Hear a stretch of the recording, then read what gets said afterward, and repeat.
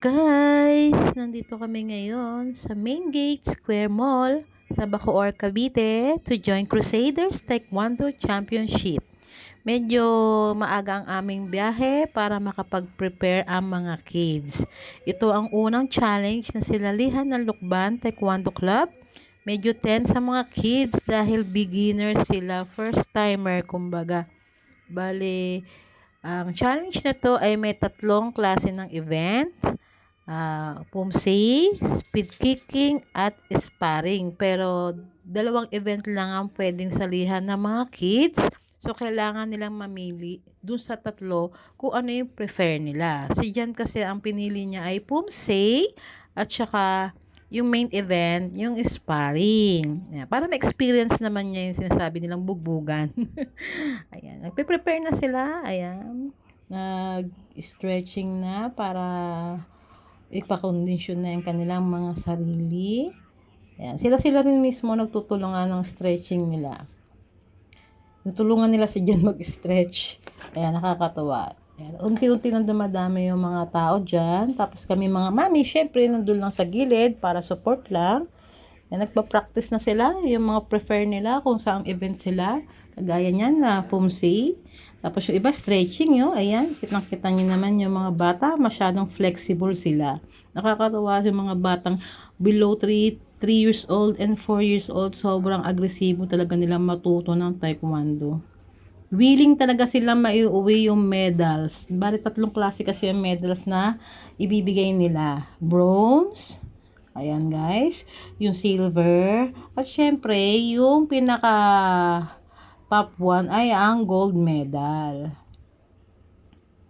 Ayan, nakakatuwa. Kaya lang guys, sayang no, kasi gusto ng mga bata lahat salihan, pero hindi pwede dahil mapapagod nga sila.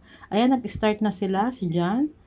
Ayan, Pumsi, yung kanya napili. And then, dito siya nakakuha ng gold medal. Thanks to Coach Brian. Ayan, dalawa sila ni Zoe.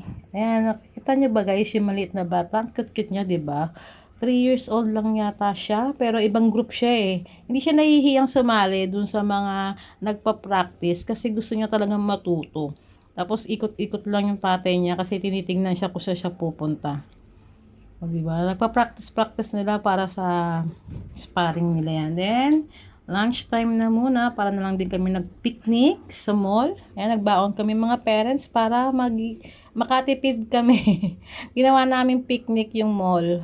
Pero nakakatawa kasi parang pinaka-bonding na rin ng mga mami. Yan, diet muna yung mga kids kasi magpe-prepare nga sila ng kanilang sparring that time. Bawal silang mabusog, bawal sila sa mga sugars kasi mapapagod sila. Ayan. Ito na iba't ibang klase ng grupo. Tapos ito yung mga naka-line up na mga lalaban. Sino po yung mga naka-line out? Ibig sabihin sila yung may mga match na minamatch sila.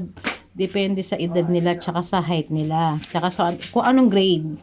Ayan si John yan. Ayan. First time niya mag-sparring, although parang medyo nag-hesitate pa talaga siya kasi ayaw niya makasakit. Natatakot siya makasakit. Pero at least kahit papano sa beginners, ayan, naka-silver at gold medal naman ang mga Lukban Taekwondo clubs. Congrats mga kids kasi na-experience nyo ang event na ito. Kakatuwa. Ayan na. Congratulations kids!